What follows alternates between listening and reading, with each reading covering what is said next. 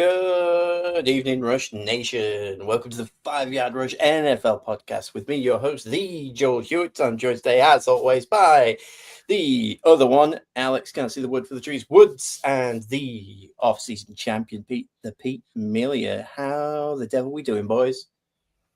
Very, very good. I genuinely thought for a second I was going to be on mute then. Like, I nailed the intro, and I thought, oh no, that's not going to have landed. Oh, good. I'm glad everyone's okay. Alex, you all right? I'm wonderful. The old school thing that everybody keeps saying and has said since Sunday is the season starts now. So, I'm excited. The season starts now. We're 17 episodes in, but now the season begins. That's the stuff. That's what everyone came in to see. I feel like I should plug something. Do we still have? Yeah, we've got a Patreon. I don't know what the website is. Probably fire a link out somewhere. We've got a Discord. If you can find it, welcome. Yeah, should we crack on with some news? Let's do it. Zazu. Yes, Sir, news from the underground. Look at that, off to a good start. Zazu, sir, news from the underground. What a week. Firstly, we've called this episode Thanks for Giving. Oh, the last thing we did last week was say, good Lord, like it was banger after banger, like all the way through. I've got to really give the NFL gods some props on that one. Like I enjoyed a lot of it. I caught the best that I could do over the weekend, but I especially enjoyed the Thursday night games. They were pretty great, and I know one of us here enjoyed a lot of the results this weekend. Is it me, a Saints fan? Is it Alex, a Chargers fan? Is it Pete, a fan of unknown origins? I guess we'll find out. But yeah, should we go on, hit me with some news? Who's injured? It happened again. Should we start with mild week? Yeah, there's a bit of news here. There's not a lot of injuries, fortunately, not big ones anyway. There's a couple. Terrion Arnold, the Lions cornerback, his season is over with injuring his shoulder, which is rough. You had a few bits to talk about on that, didn't you, actually, Alex? Yeah, the Lions have just had what can only be described as the worst week in their very, very short history of being amazing and relevant. They are so the last 10 days, Sam Laporta was done for the season this time last week. He's gone. Their routing guard goes for 1-7, which is what everybody thinks they're going to do from week 12 onwards. They're only going to win one of the remaining rest of their games. Raymond got injured. Amon St. Brown got injured. Glasgow got injured. Wright got injured. They lost to the Packers. Ragnar unretired so that he could retire as come back and be there. Fails his medical and then has to retire again. So he's got till this time next season to do it. The routing guide now from week 13 doesn't have them winning any more games this season. So the Packers was that one game. Just going to go to my pick'em. You carry on talking. Obviously, Terrion Arnold lost to the season and an injury. Dan Campbell says Kirby Joseph's injury may linger into next season, so they'll lose him for a large portion of next season. And their playoff odds are now 30%. Yeah. And the craziest one out of all of that, they had it last year, didn't they? A brutal look on defense. That defensive injuries last year, it was horrendous for them. But the most bonkers one is that Frank Ragnow injury was a grade 3 hamstring strain. You can't walk on that. So how did he come? Yeah, I'll come out of retirement thinking, it's just news to me, mate. Who knew? I was absolutely fine this morning. I was doing squat thrust after breakfast. That's not a surprise to anybody, unless he just waited to be in the news for a bit. Yeah, he thought, I'll rally. He had half an orange, got the old magic sponge out. He was like, I got this. I'm a professional, damn it. Yeah. 'Tis but a scratch. Exactly, yeah. I need the ability to add gifts to this podcast. Yeah, God, that is rough. I mean, look, one of us said at the beginning of the season that the Lions just weren't going to do it. Maybe one of us was laughed at. Maybe one of us also, in the same breath, said the Panthers were going to make the playoffs, and he was still laughed at. Maybe it was one of us. Maybe it was me. Maybe it was somebody else. Probably me, though. I couldn't have predicted all of the Lions going down. But to be fair, like I have kind of like picked against them most weeks, and luckily I have checked. I have picked against them this week already, and they are favored still. On the pick 'em, I think it's 60-40 to them over the Cowboys. But like the Cowboys look good. Like I don't understand. Like we're playing the Lions B team. I say we. It's not me. I'm metaphorically there. And they've just come off a win against the Chiefs. I'm not sure who's randomly spinning this wheel to decide who's the underdog and who isn't. But God bless them. What else happened in the news? Other injuries. Some good news. Tyrone Tracy was carted off yesterday, but he said earlier on today, I'm actually fine. It's just a hip contusion. So he left the game with a bruise. So he should be fine to come back, which is positive. Sauce Gardner obviously went off injured, and it was a bit worrying when he left for the Colts. But it's just mild calf, so he should only be 1 to 2 weeks out, which is really, really positive. A couple of worse ones. Devontae Wyatt, the Packers defensive lineman, kind of plays right in the middle of that defensive line. He's going to miss the rest of the season with a fractured ankle. And that's a big, big loss for them. That's as big a loss as, name escapes me, the tight end that went out a couple of weeks ago. Kraft. Yes, thank you, Tucker Kraft. Yeah, exactly that. Because Mike is obviously focuses on chasing the pass, but for stuff in the run, it's a really, really big deal. So it'll be interesting to see how they cope with that and how they cover for his loss. I mean, a little part of you's got to be kind of pleased as a non-disclosed fan of a particular team. The two news stories we talked the most at are, the Lions don't appear to be doing very well, and the Packers seem to have lost a real key player right at a key moment of time for any particular team to step up to, well, not even step up. Maybe they're in front. Maybe we'll see. I don't know. And that particular team might be very good at running the ball. They could be. Who knows? They could have had two very good rushes over the weekend. Who knows? Who knows? Well, let's see. Barra 8183 wants to know, does the NFL have a huge following in the UK? I think you'll find that currently 30s of people follow things in the UK. But yeah, pretty big. Like you can sell out Wembley Stadium for a Jags game. That's enough said, really. But yeah, like Channel 5 shows some coverage. Does Sky still have the NFL channel? Because they did that for a bunch of time. But yeah, they put it on Mix now, actually. Like, so they have a Sky Sports Mix, and it shows. It's basically Sky Sports USA. Yeah. And your man here lives next door to a Packers running back. We won't say who Pete supports, but he is smiling. I want to know who these Packers is. It active? Is it like Eddie Lacy? I want to know. Cheeseburger Eddie. Let us know. What a guy. I definitely want some cheese on that. Thank you, Cheeseburger Eddie. Good times. Yeah. What else has been going down? Josh Jacobs. Amazing. No, it's all right. If it's Josh Jacobs, then we can laugh at how the fact he was left out of Oakland. Anyway, Malik Collins, like one of the only other good Browns defensive players, is out for the rest of the season. He's done his quad, and everybody knows as soon as that quad goes, there is no way that you're coming back for a very long point. The question that I'll put to both of you, and I'll steal Joel's job because I like doing it. Will it hurt Myles Garrett's sack record? Yes or no? Because he obviously has now started wearing 25 on his wrists, hasn't he? Yeah. The target. No, I don't think it will. I think Myles Garrett is determined enough, and regardless of like results. Firstly, the Browns have the Titans this week, so he's going to get 4, 5 5 sacks maybe. The over/under has to be 3.5, I think. And That's 3.5 unlikely. gets 3.5 ties the record. He's on 19. The record's 22.5, and he wants 25. Yeah, he's getting that.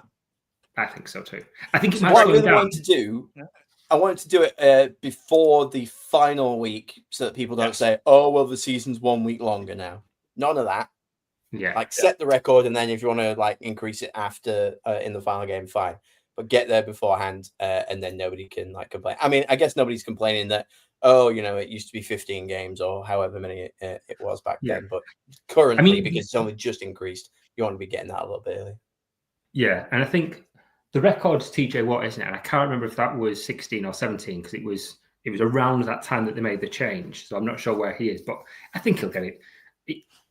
He'll probably get it in a couple of weeks' time. I reckon next 2 to 3 weeks he will. I'm with Mibara. Yeah, I think he's getting this. I think he's getting that record, and I think he'll hit the 25 as well. If I'm honest. Even though it might slow him down a bit, I think with the amount of games he's got left and the way he plays, it's going to happen. Yeah, and to be fair, like I said, they've got the Titans, and then they've got the Bears, Bills, Steelers, Bengals. You know, that's in my eyes, you're getting it in all that. Ideally, before you hit the Bengals in the final week, like I say. Yeah, he'll get 10 against the Bengals though. Against that O-line, he'll absolutely smash them. Poor Joe Burrow. He's only just get back. Also, quickly on Joe Burrow, how many nicknames does he have? Because like the Bengals put out, they're like, the Dark Knight is back. I'm like, what? Don't just be like making up nicknames. That's lame. Lame Joe. No, he's got enough that are cool. Don't need to give him any more. And the Dark Knight does not seem remotely appropriate for. No, he's Joe incredibly Burrow. pale. It's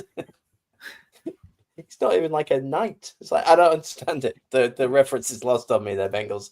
So last week it was like best social media posts, and we had a good laugh at the Dallas Cowboys. This week it's got to be worst media post, hasn't it? If the Bengals are doing that, they can't think of anything but to call Joe Burrow the Dark Knight. Please, rubbish. Absolutely. Rubbish. At least call him Batman and say Batman Returns. Just make the pun work properly. I mean, Dark Knight Returns was one of the movies, Pete. I'm not gonna. No, it wasn't. Yeah, it was. It was Dark Knight Rises. Yeah, it was Dark Knight Rises. Right, fair enough. I stand corrected. But even then, if there weren't Dark Knight Rises, that would still be really bad. He's not the Dark Knight. He will never be the Dark Knight. Absolutely at all. Or Batman, because he may be good at football. And by the way, he was very good at football this week. And we might get to it, we might not. But like, he's not the Dark Knight. No. On talking about injuries that someone might need to get that deserves a Batman type nickname is Justin Herbert, because what he goes through. So today he's having surgery on his non-throwing left hand. He's getting plates and pins put in. Expect him to play at the weekend. In 5 years since entering the NFL, he's had 3 different finger fractures, a dislocated shoulder, plantar fasciitis, oblique and rib cartilage injuries. And he's missed 4 games. He just gets beat up, fighting crime on the evening, just comes back and then just cracks on with his day job of just throwing all over football. Yeah. I don't understand how he plays through so much every single week, and it doesn't seem to affect his play either, which is even crazier. Inhuman. He's built different, and the surgery was successful today. That was the update within the last 3 hours or something. I mean, expect it not to be. Just like, come on, it's like a broken left hand. Like, it's not like life and death here. Like, oh god, he's gonna pull through, is he? One of his fingers was pointed the wrong way.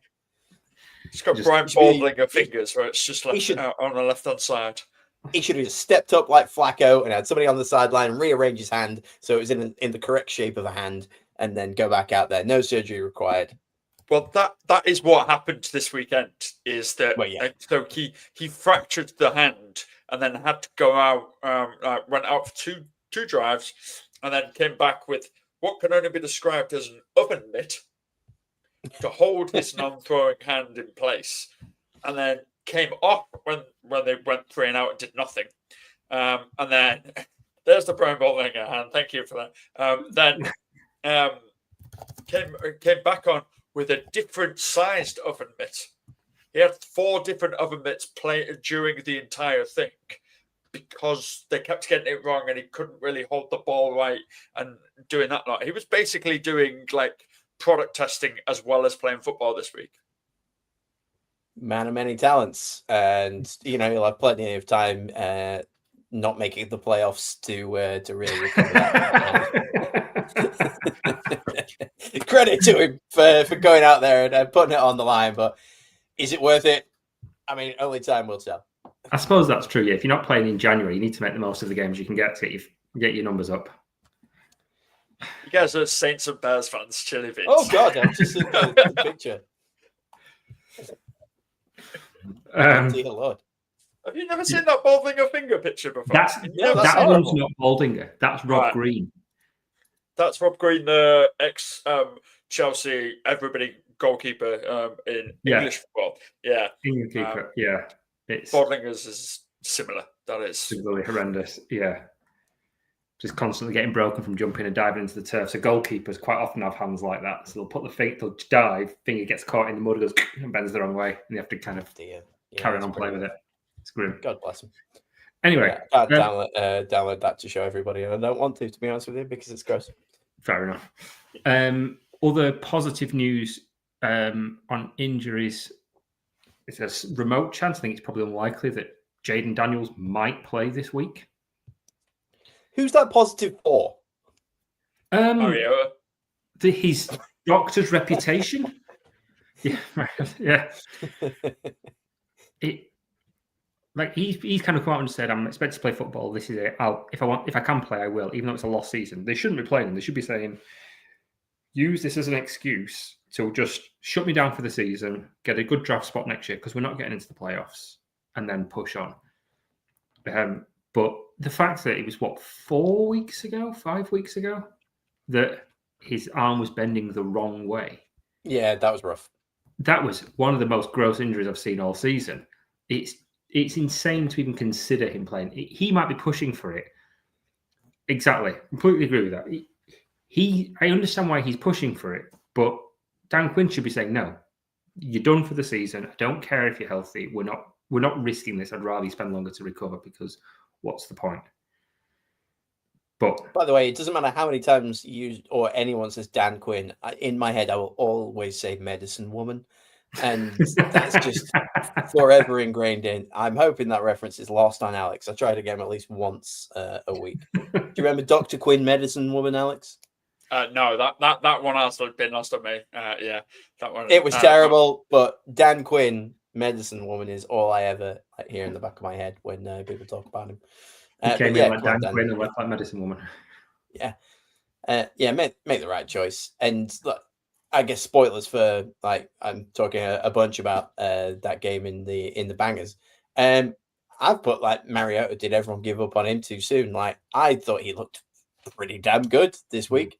There were moments where he still looked like himself, but after watching the QB thing on Netflix and seeing him being really down in the dumps and losing his job and all of this kind of stuff, nice little comeback. I mean, he'll forever be a backup, because that's just the nature of the game now, unfortunately. Yeah. But as far as backups go, I thought he looked pretty darn impressive. It was a good showing from him. Yeah, completely agree.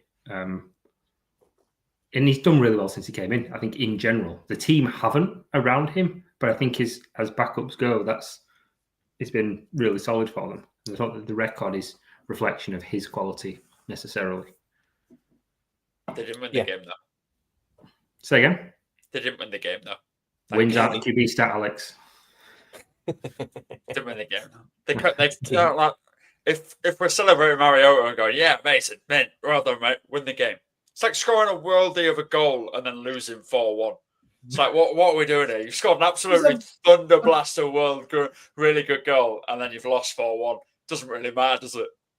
Backup QB, coming in and putting on an absolute stunner of a Sunday night game. I've increased it to stunner. Apparently, it's quite good. Whatever I'm drinking.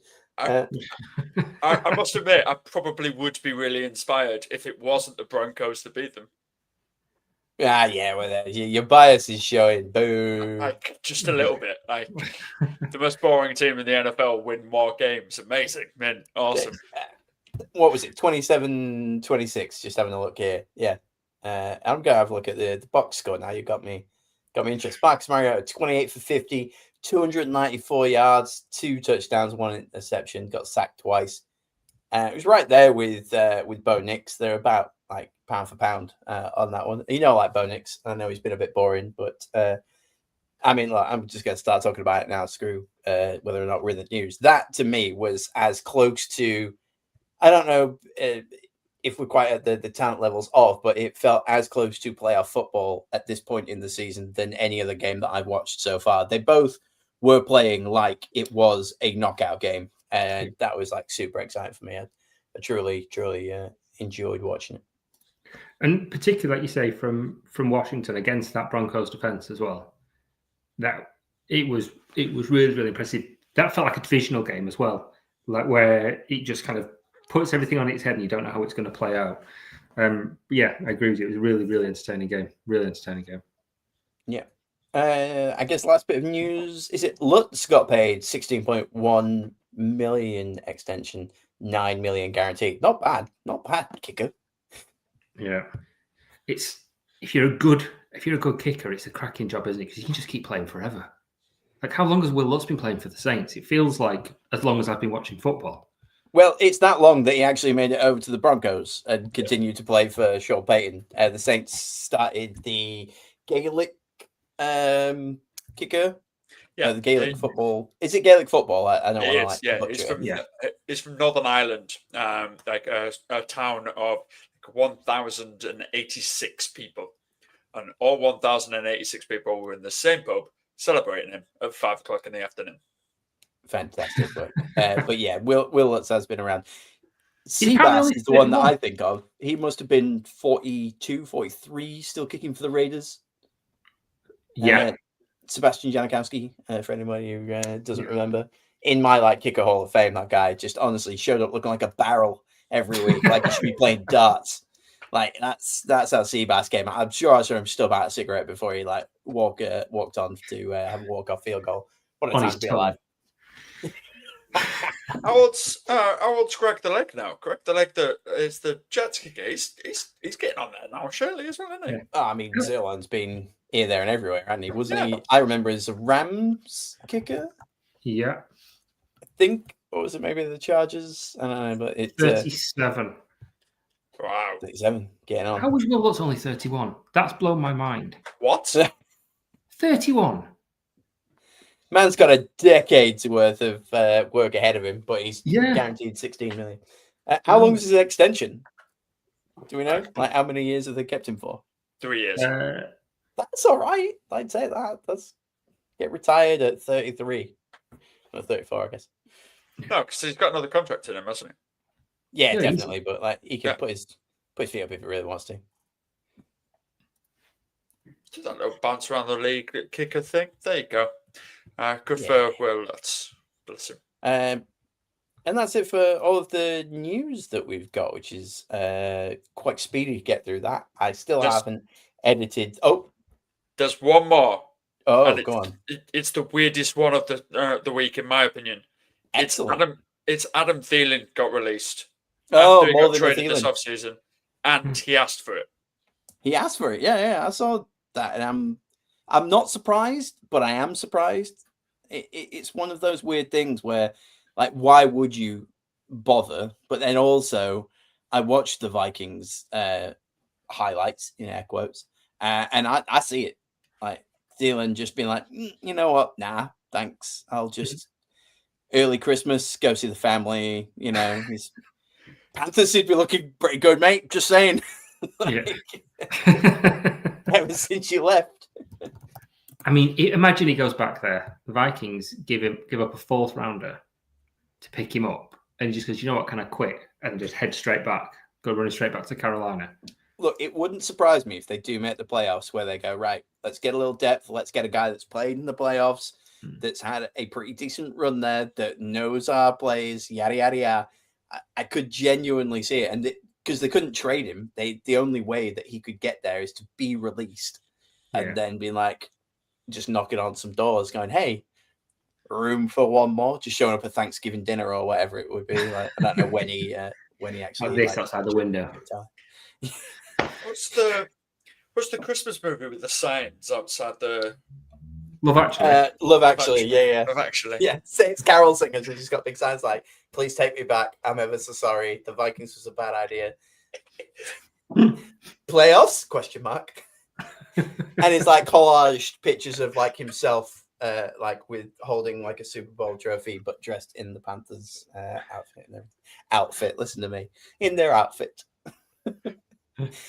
In their little NFL outfit. Oh, we did it. We got the movie quote in this week. We got the movie reference in this week. I mean, we spent a good 7 minutes on me getting the Batman movies wrong, which is insane. I'll give you that one. Anyway, I've got to re-edit the Bangers and Trash segment, so I'm going to do what we usually do and just stick it to topic of the week.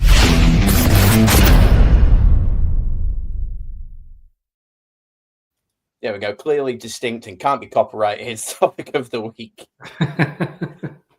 which is actually Bangers and Trash. And this is obviously, for anybody who hasn't watched before, where we just like to talk about things that we enjoyed and things that we thought were pretty trash. I'm just going to continue on with getting Sunday Night Football out of my veins.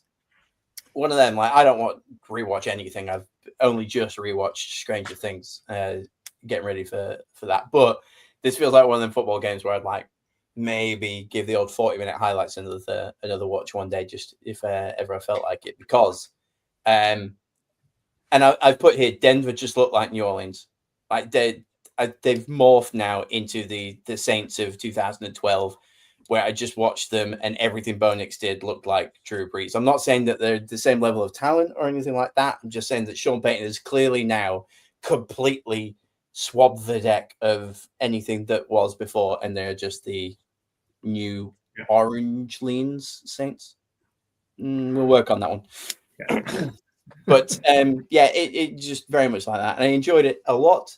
And also shout out to Treylon Burks and doing a better one-handed catch than Odell Beckham.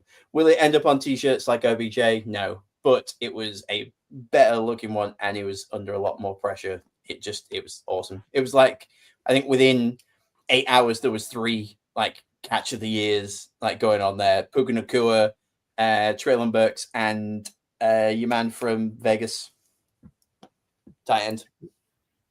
Brock Bowers. Yes, thank you. Yeah, he was basically doing a limbo, reached underneath a player. Just absolute godly. Also, all 3 of those godly catches, all of the teams lost. It's like, whoa, look at the talent there, and lost. But wins apparently aren't a QB stat, so that's not on anybody else. So yeah, that's like my absolute banger this week. I didn't get a lot of time to watch a lot of the sport this weekend. It was the wife's birthday. Hi, Gemma. She's asleep on the setting. So yeah, I didn't really get much of a chance. I did catch a little bit of the Thanksgiving football, which I believe.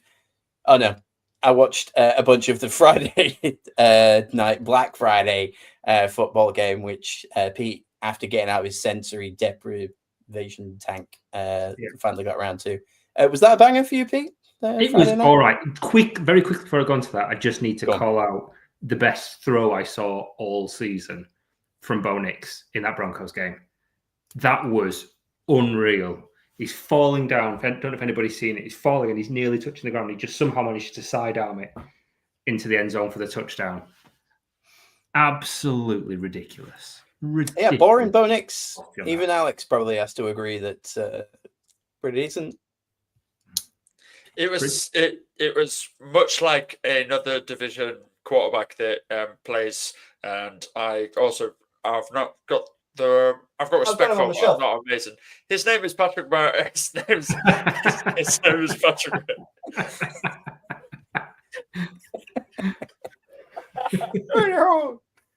Hey, Travis. By the way, Pete just sneakily pulling out a Kermit the Frog impression. I Nobody's think like it, man's been there for like 3 weeks. completely there. Anyway, but Kermit the Frog also did it against Dallas, didn't he? He had a similar one against Dallas. The only one that makes the Bonix one is it was in the end, it was in the red zone, and it was under more pressure than Mahomes was. But yeah. Right. While we're riding this train, I've already forgotten the poor guy's name from the Vikings, but like also did the same throw, but directly to a Seahawks defender. One of the smoothest pick sixes I've ever seen. Like that was beautiful. And good God, I joked that I needed 40 points from the Seahawks defense this week to beat Murph in our Dynasty League. I'm top anyway. I don't need the win, but I needed genuinely 40 points just from my defense. Turns out I needed 32 and they got me 31 and I ended up losing by 0.59. Oh, I had no right in winning that game, and it would have been. I'm hoping for stat corrections to hopefully come through and give me the win. But yeah, that lots of falling over and throwing for varying levels of success this week. Banger. Yeah. Do you want to talk about anything? No. No. Yeah. Before we touch on back to we might go into a bit more on that later. But yeah, let's get the most important game of the week out of the way. Let me get his one. Where is he? Take 5, Alex. In case you are not aware, on Friday the Bears, who notoriously only beat bad teams, beat the Philadelphia Eagles, and they are now the number 1 seed in the NFC. So from a banger from that point of view, I have to focus on the running game. The running game was utterly ridiculous all the way through. When you've got such a vaunted D-line like the Eagles have, they're not particularly beat up. They're not playing out of form. They've been keeping the Eagles. They had an 8-3 record going into this, and that wasn't because of their offense, because their offense has stunk for a while. But the defense has been good, and they got trashed. They got absolutely annihilated on the ground. So let's do a bit of a stat dump on this. For those that don't know, both Bears running backs, Monungai and Swift, had over 100 yards. Both scored a touchdown. The Bears had more rushing yards after contact, 185 yards after contact in this game. That's more than any other team has put up total rushing yards against the Eagles this season. It's the most rushing yards against a Vic Fangio defense in 20 years. The Bears having 200-yard rushes, that's the first time that's happened since 1985. And the Bears managed to top 100 yards before contact and 100 yards after contact. That's only happened one other time this season, and that was the Bears. And all of this, the crazy thing about all of this is who that running back room is. You've got Swift, who was let go by the Lions, who was let go by the Eagles. It was just, he's not good enough. Even when he came to Chicago, and polls paid him, $16 million over 2 seasons. Bears fans were like, why? He's a bit of a jag. And then Monungai, who in a stacked running back class with lots taken early, they got him in the 7th. He's a 7th. Those late round running backs. It's bonkers that and he is the most efficient. He has the highest yards per carry of all of them. Now, there's a few factors in that. He's really good, and Swift is playing really, really well. The offensive line might be the best in the league, certainly from a run protection point of view and how they're playing. We talked about them last week. I don't want to go into that too much because they've been great. But the one person I think hasn't got enough credit for this is Eric Bieniemy. Great name. Yeah. And obviously, Eric Bieniemy, when the Chiefs were exciting to watch as an offense, he was their OC. For a few years, he's the obvious next big head coach candidate, and it just never happened. And it was like, why is he not getting it? Because he should be really, really good at this. He's doing really well. It never happened. So he went to Washington. I think last year he went to college football and didn't work out, which is why he's back as just a running coach and not an OC now.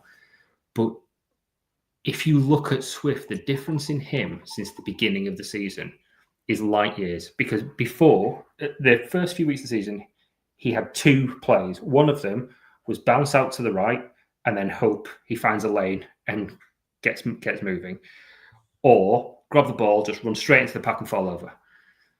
But look at his touchdown here. It was like watching Le'Veon Bell. He stepped out the side, took a few steps, waited for the gap to open, and then burst through to get that touchdown. It's night and day, and that has to be coaching. So that's Bieniemy, that's Dan Rushar, the O-line coach, that's Johnson, all of them. I think Bieniemy needs to take a lot of credit there because he's not had his flowers at all really this year.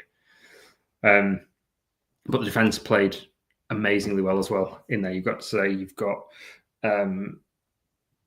Bayard with another interception, which was a ludicrously good one as well. Anticipated the throw, ran half the field to make a diving catch to intercept the pass from Hurts, for Hurts who does not turn the ball over at all.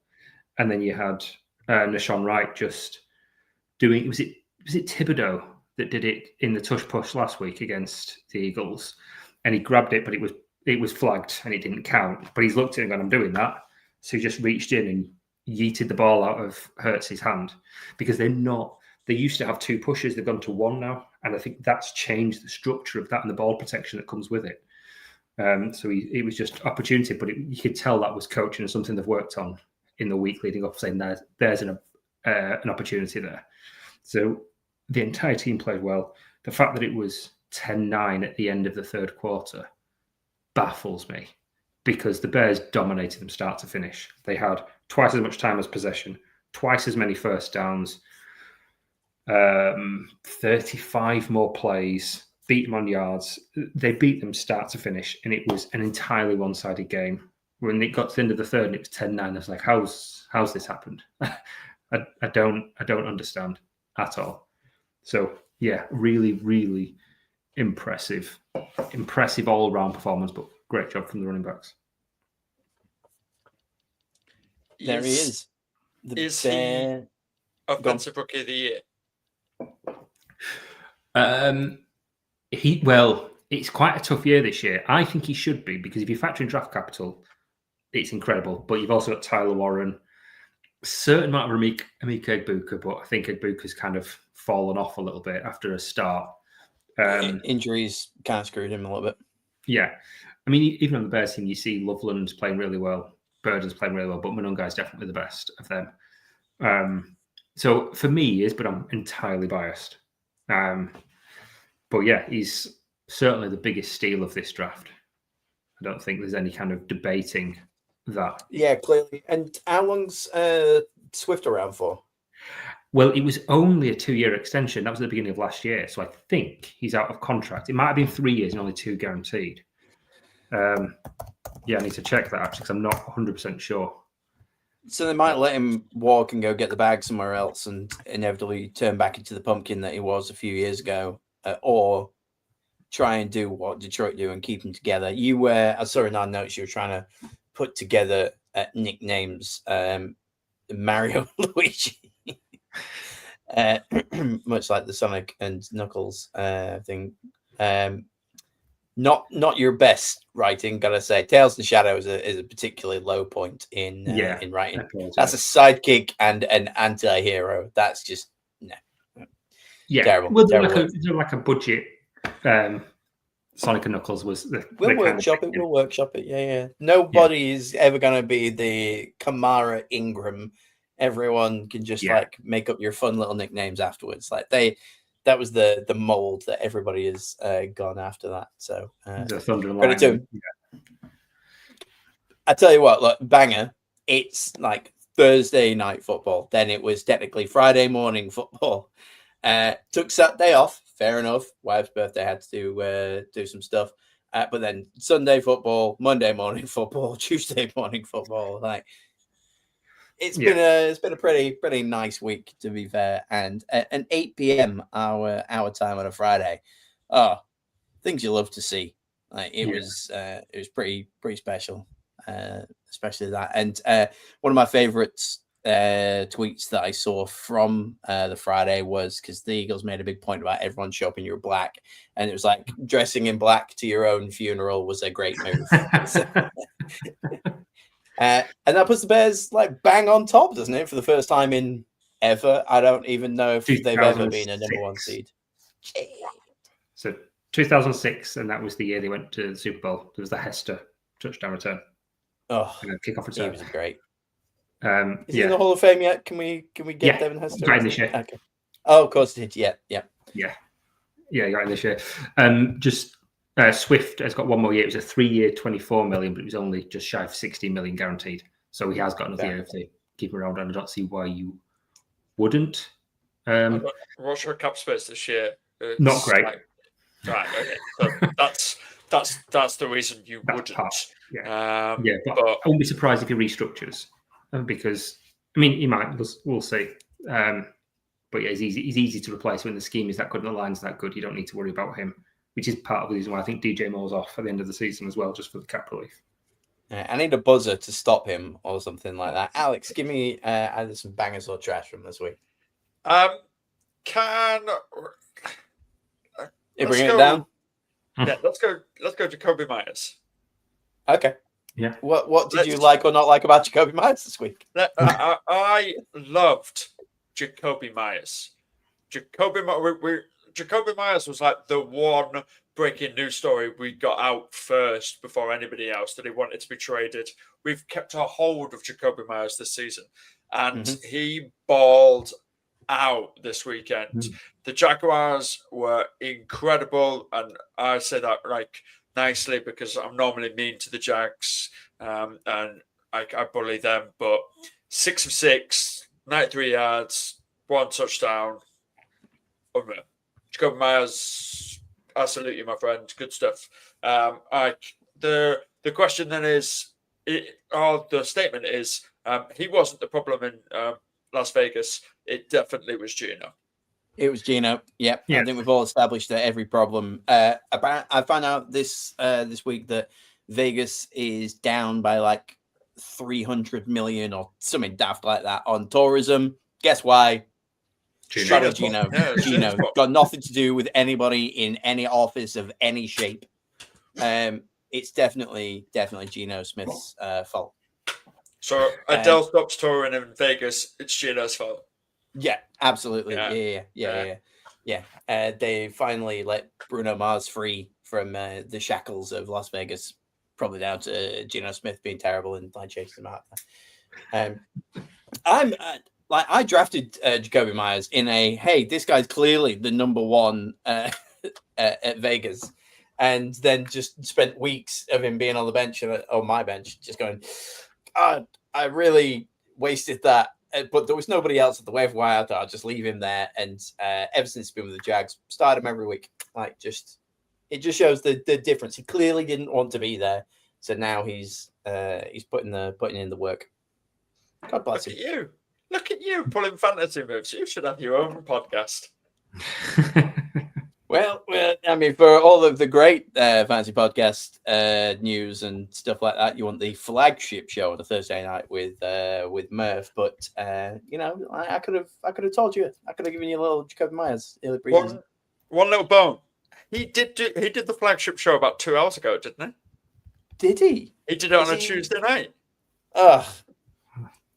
We weren't allowed to have our show on a Thursday because the flagship show was on that day, but that's what you get. That's CEO moves, isn't it? Like you can scream when you like. That's the privilege that he's got.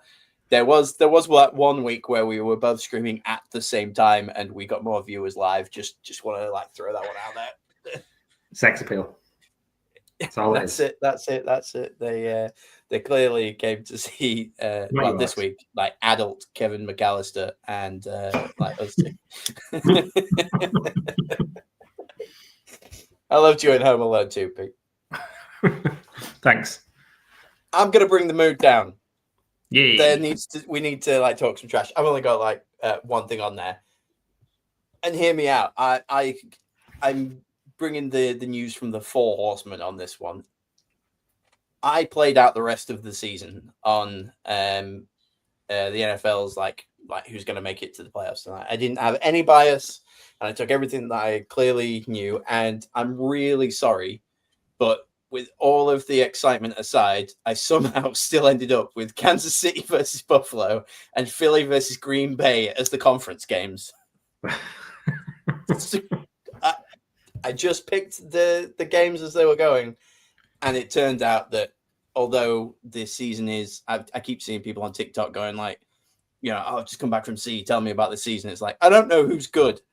It turns out it's Kansas City, Buffalo, Philadelphia, and Green Bay. They're going to be in the conference title game. So I'm really, really sorry about that for a season that arguably has been the most open one I've ever seen. And still now, I couldn't genuinely predict who's going to be going where, but that was really unfortunate. My heart sank after I'd picked everything and I saw it. And I was like, oh no. So, I apologize to everybody for spoiling the results, but it could end up that way. Anyway, Alex, go on, give us some more. Me and Peter have spoken a bunch. Can we talk a little bit about last night's game of the Patriots Giants, please? Because the Patriots are very good at football. The Giants are also kind of good, but really kind of make me sad at the same time. We've all seen the absolute blasting of Jackson Dart, him just getting blown. It's not soccer, Alex. It's not soccer. If you want to show somebody why we watch the NFL and the big hits that you can possibly get and everything like that, show them that clip, because that man gets taken the absolute just destroyed. I swear, if you freeze frame it, the second he gets hit, you can see his ghost left behind, and it has to catch up with his body. He just goes sideways. Yeah. He said, this is football. I've played this way my entire life. We're not playing soccer out there, which is why Joel has said that. Turn on my high school tape, turn on my college tape. This is not a shocker to anyone. No, I've turned on your NFL tape, Jackson. You aren't lasting 2 years if you play like this, man. You're going to get destroyed. You are.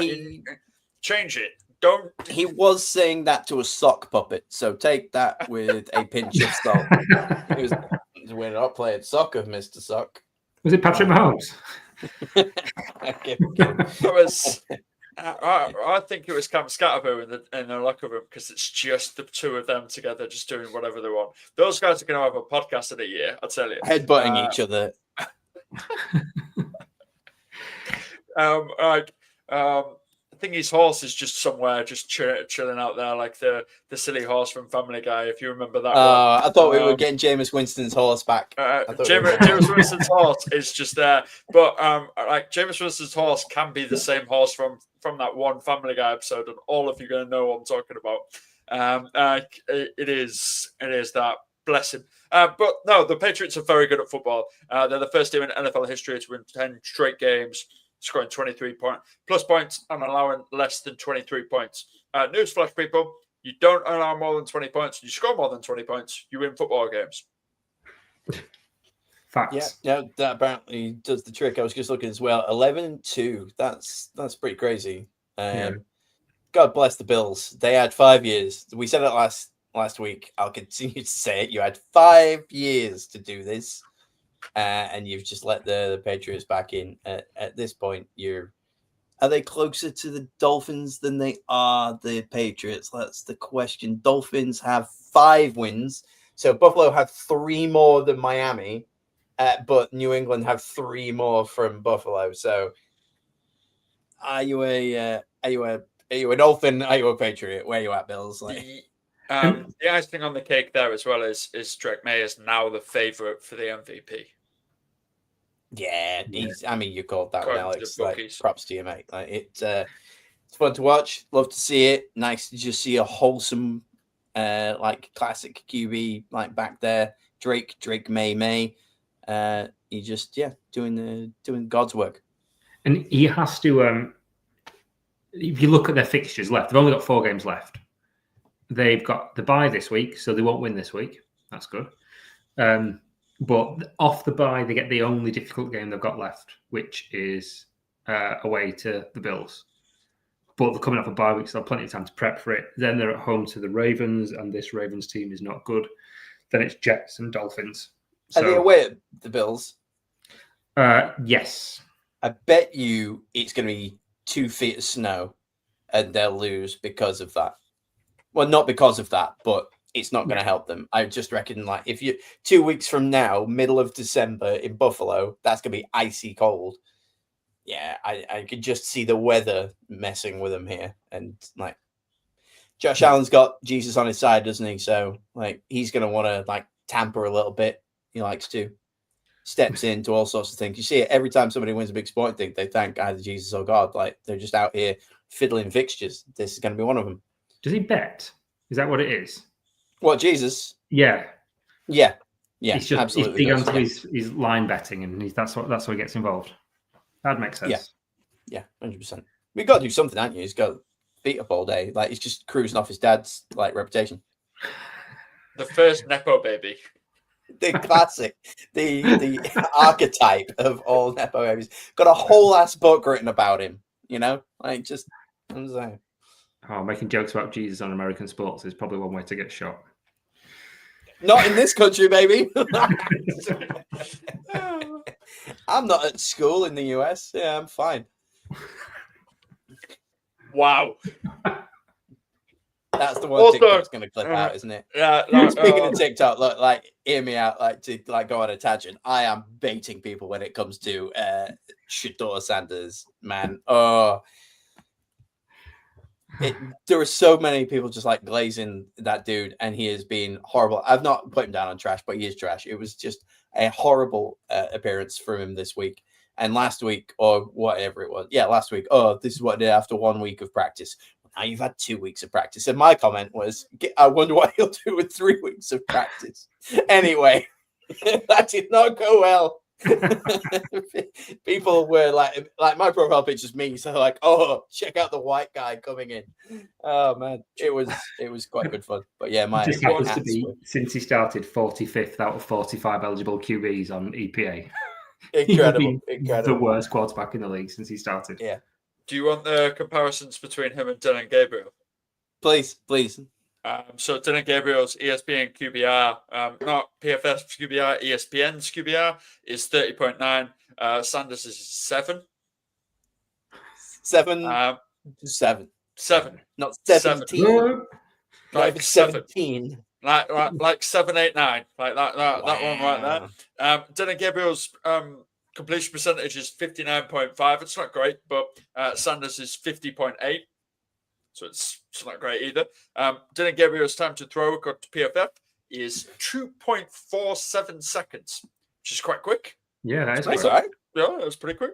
Shedeur Sanders' time to throw, according to PFF, is 3.3 seconds. God, just get it out, mate. Yeah. So, yeah. He holds the ball on for too long. He's not that accurate, but I will say something that is a positive for Shedeur Sanders, and I can't believe that these words are coming out of my mouth. In the last 2 seasons, the only plus 20-yard completions that have come from a Cleveland Browns quarterback have come from Shedeur Sanders. Yeah. I guess that's something. It's a stat. Yeah. There's something. I almost called him Mr. Unlimited for a second there, and that's because in my head I wanted to segue this. I went to go see Too Wicked, Too Furious at the weekend. And yes. when they were singing Unlimited, I was like, oh, did Russell Wilson go and watch Wicked and then came out going Mr. Unlimited? Like, it felt very, very Russ Wilson when it does seem very on brand as well. Yeah. The second half of that musical is much worse than the first half of that musical, much like his career. So all ties in very nicely. All right. Off-season pod idea: musicals that reflect NFL quarterbacks. Making notes. It's got to be as good as Les Mis, Phantom of the Opera, like Hairspray. I won't spoil it, but that's going to be a hell of a show. Thank you for writing that down, Pete. I love a good tap. Oh no, I'm thinking right now, and that is dangerous. I'll tell you that. I know. I've taken us off piste completely. Right, let's get us back on. Come on, where are we up to? Somebody give me a banger. I just keep talking trash about people. Okay, I'm going to do a banger. Adonai Mitchell. Oh, okay. A.D. Mitchell. So he was Mr. 1 Yard Line. Yeah. Yeah. Not missed the 1 yard line, Mr. 1 yard line. Yeah. Holds the ball like his salad fingers and just. And yeah, he's to everybody else, it seemed like he was a throw-in on that trade for Sauce Gardner. But this week, and I mean, the best part about this is he's become really quite important to this. I mean, admittedly rubbish Jets offense, but in a terrible, terrible team, catching throws from Tyrod Taylor, 8 of 12 for 102 yards and a touchdown. And the touchdown was a cracking catch as well. And he's playing really, really well, particularly as that happened at the same time as Sauce Gardner went out injured and had to leave the game for the Colts as well. So the Colts GM, is it Ballard still? But I mean, he's got talent. Like, you see him play. Everything about his wide receiver play, except for catching the ball, has been really good. He's fast. I should think about that thing that's really important. Yeah, like, he's fast. He runs his routes well, I think. He's just had a few really, really bad drops. So if he can get that sorted out, this could be an absolute steal for the Jets. And he's made a few big plays, not just yesterday, but in the last couple of weeks as well. I think he could be a big piece for them. And he's making most of his opportunities well. Obviously, Garrett Wilson's out as well. He's the only Jet to have a 100-yard game this season. Yeah, and he's been there including every quarterback, I assume. It wouldn't surprise me. He's got more receiving yards this than two of Justin Fields' passing games combined. Shit, there were rumors this week that Justin Fields has fallen out with the coaching staff after they wanted him to do a Taysom Hill kind of role. And he said, no, I don't want to do that. Even though I'd be really good at it, no, I don't want to do that because I've seen how Taysom Hill gets treated. So no, we're not going to do that. What, like a god in New Orleans? Yeah. The richest ever NFL contract. Do you remember when he got paid like $4 billion for 6 months or something stupid like that? Yeah, the highest paid non-starting QB of all time, Taysom Hill. That's the guy you don't want to emulate. I wish I had Taysom Hill's job. Every now and again, being like, "Oh, just trot out there and make something awesome." Like, all right, but like, I'm sitting back down in a minute. I've got books to read. Like, yeah. Go. And he knows that if anybody gets injured, he's going to be a fantasy football superstar because he's still TE eligible. He'll just come in and absolutely smush. I've got a fantasy football ring from Taysom Hill at tight end. The absolute superstar for me. What a guy. That guy has won so many leagues, and I bet he's lost none. Nobody that started Taysom Hill has ever been upset in the final. They're like, clearly, I've already won here because I'm starting Taysom Hill. And Justin Fields didn't want to emulate greatness. Man, I like Justin Fields, and I like the New York Jets, but I'm starting to sour a little bit because, like, come on. Although I have kind of blamed Taysom Hill in the past for really holding the Saints back because they had to pay him so much money. But it was, that was all fudging the figures, to be fair, wasn't it? Still, it was like, we're going to do that so we can completely fudge all of his salary cap. But what a team player. What a hero. Yeah, love it. I've not written it down, but has anybody put the Carolina Panthers down as a banger? Like, I have. Excellent. Thanks, Pete. Give me what you thought, because I didn't really watch a lot of it, but I saw the result and kind of kept up, and they helped me win my ACCA this week. But because they beat the spread by absolutely demolished it. It was amazing. Yeah. What are the Carolina Panthers? Answers on a one team in the NFC South, obviously. I don't think even they know. Like, this year, they beat the Rams, who were generally considered this is the best team in NFL. I think they are still, like, the NFL, what they call power rankings, are still number one. They're the best team, and they've just lost to the Panthers. They also beat the Packers, who are one of the very best teams, but they've lost to the Saints and the Cardinals. And they've been demolished. Absolutely blown out in several games where they've scored less than 10 points. I don't understand what they are. And the problem is, I don't think they do. There isn't an obvious identity to what the Panthers are. because sometimes it's just we're going to run it 100 times for Rico Dowdle. Sometimes, like last week when they lost, they ran it 6 times. So this week, they're like, right, well, we'll sort that out and we'll run it a lot, but we'll just go with Chuba Hubbard. And it seemed to work this week. It was all Chuba Hubbard. There was, Dowdle was involved, but He was there. but less so from a carries point of view. And I will tell you what I think the Carolina Panthers are. And bearing in mind, I'm a Saints fan, newly reformed enjoyer of watching Carolina play. They are genuinely a waste of a playoff spot. And I love them.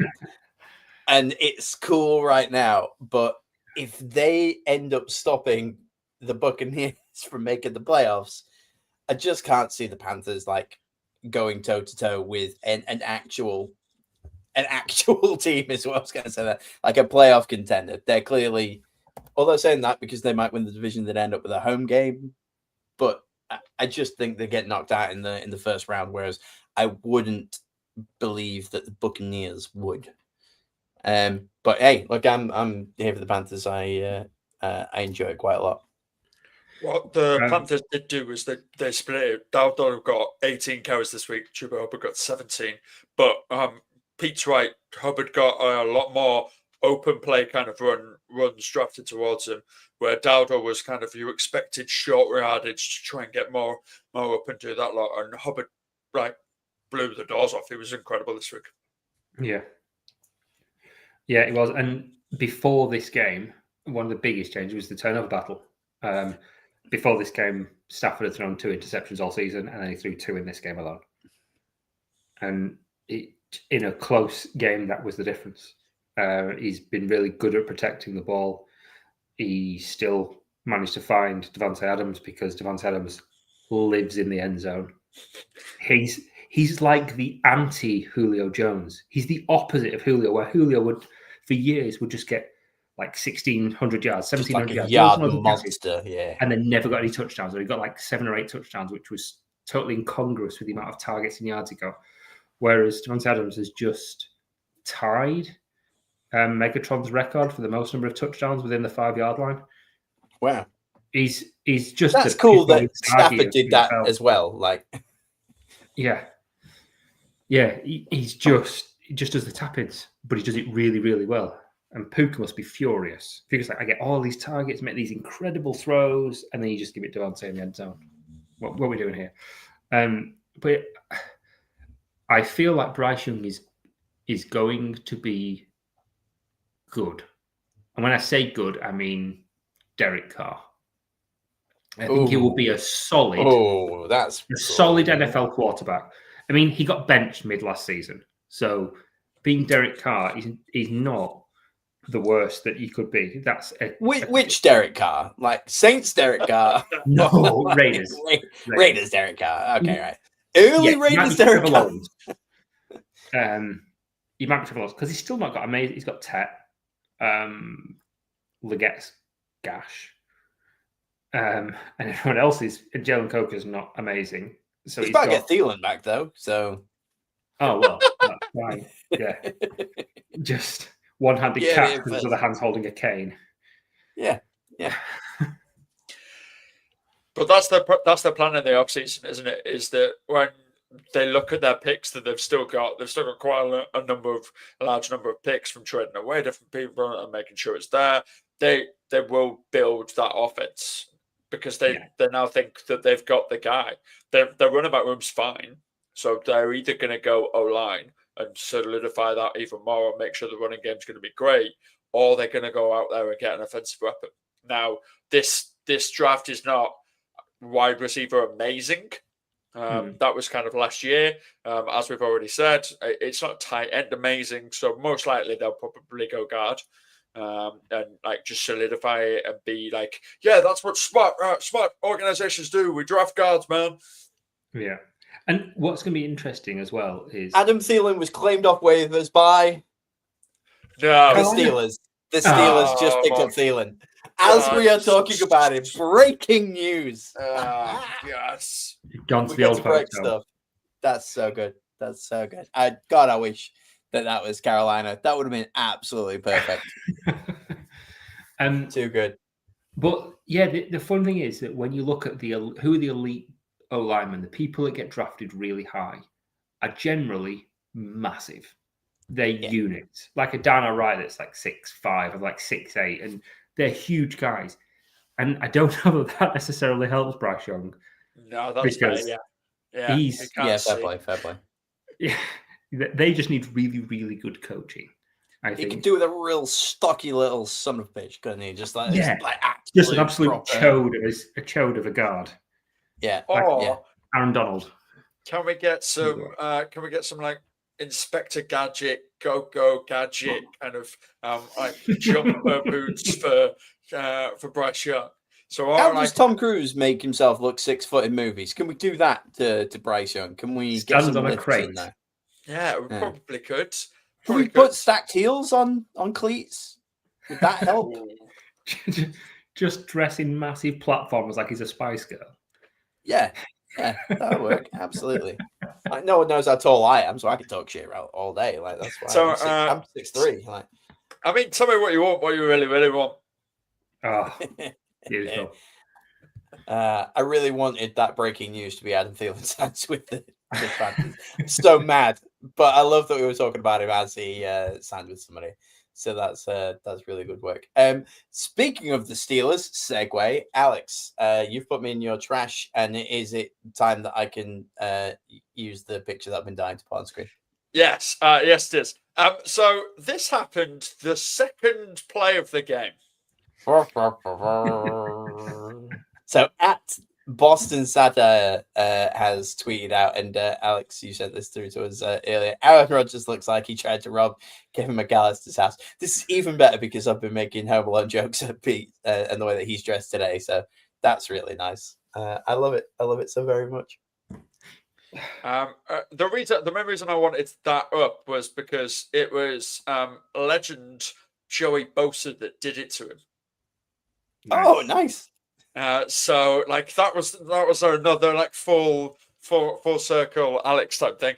No, the main reason we're talking about the Steelers is not necessarily the offense, although George Pickens has more yards than the entire Steelers wide receiver room.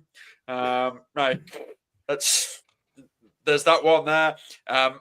Even though they've not been able to complete a downfield pass in 36 days. They're 0-13 in the last 5 games for plus 20-yard air passes. So there's that one as well. Aaron Rodgers is looking like an old man with this cast on his wrist, and he's absolutely losing his mind. He probably will retire at the end of this year. I'm hoping so, just so that we can get off the island that is crazy. But like he always does, and this has kind of been a long time coming, and Steelers fans will say this themselves.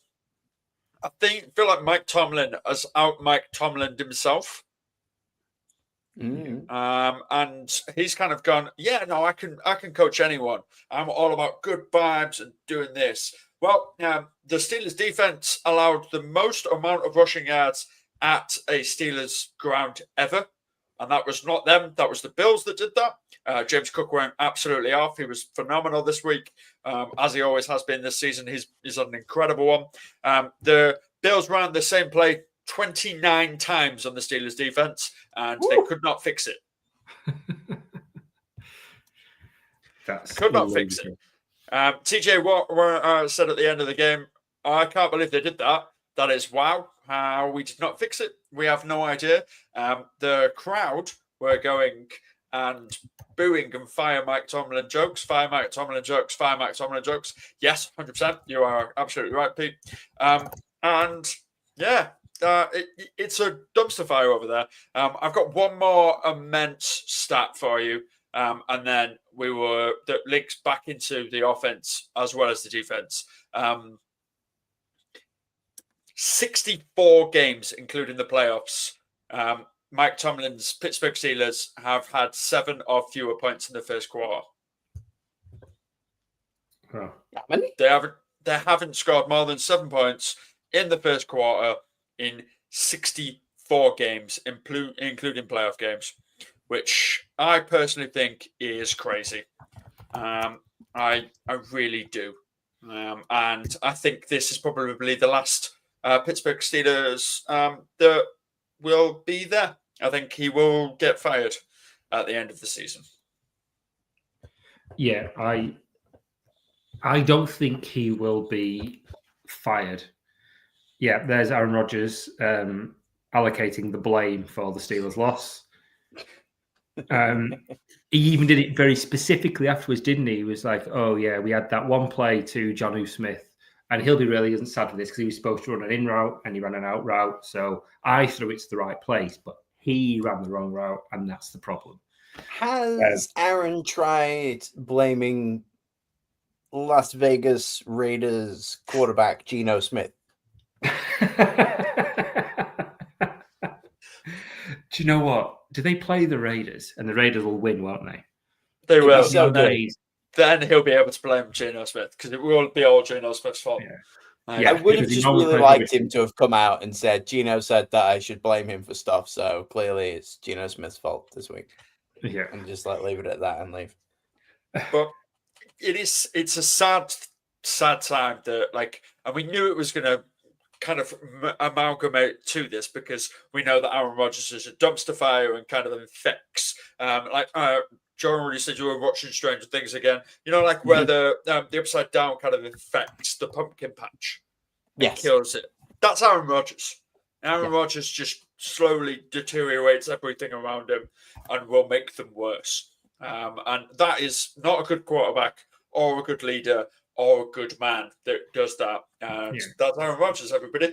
But for me, the issue is coaching as well, because they should see that this is happening to the organization when you've been there for 20 years, that you should then be able to go, no, this hasn't worked, so let's break it, let's do it. And they did when Mason Rudolph was there, but it was still the same thing because they've seen Mason Rudolph before be terrible. I don't think Tomlin won't get fired. To use soccer parlance, he will get mutually consented.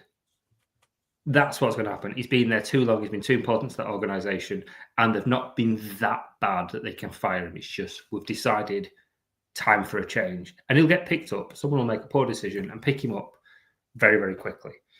And he'll probably turn around a struggling team like the Titans. He'll go to the Titans.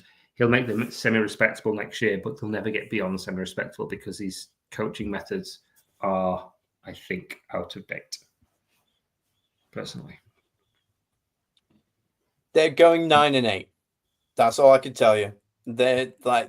Tomlin made a deal with somebody at some point to make sure that he will never go under 500. They're going 9-8, and that's all I have to say on that. And Pete, you put the Bengals defense in a banger. Yeah. You okay? Yeah. What's going on? But they were. If you look They at them, show up for the Dark Knight. That's what it is. They're his Robin. If you had the Bengals defense for the last 2 weeks in fantasy football, you probably weren't paying attention to your team, for one. But two, they had 25 points 2 weeks ago and had over 30 this week. Jeez. They still give up a ton of yards to Lamar, but 3 sacks, 3 forced fumbles, all recovered, and an interception. They won that game for the Bengals. It wasn't Smokey and Joe coming back. It was the Bengals defense absolutely setting them alight. I mean, both defenses, I think, played reasonably well. There was the Bengals did the strip sack or the forced fumble within the 5 or 10 yard line against the Ravens, and then went 4 and out. But the Bengals defense just annihilated them. And I don't know how much of that is the Bengals being good or Lamar just being walking wounded and a bit rubbish. It's a little of column A, a little of column B, because Lamar just looks terrible. Despite the fact they're on a 5-game winning run going into this game, he's not looked great. And the only tipping advice I generally give in NFL is don't bet on division games, because division games are weird. You don't know how they're going to go, and it always form and quality and anything else seems to go out of the window. a lot of the time. Unless it's Bears Packers, in which case Packers always win because it's BS. But yeah, the Bengals defense just looked elite. It was bizarre, absolutely bizarre. How good they were this week in stopping Lamar Jackson. He has now fallen below Justin Herbert in yards per rush, overall this season.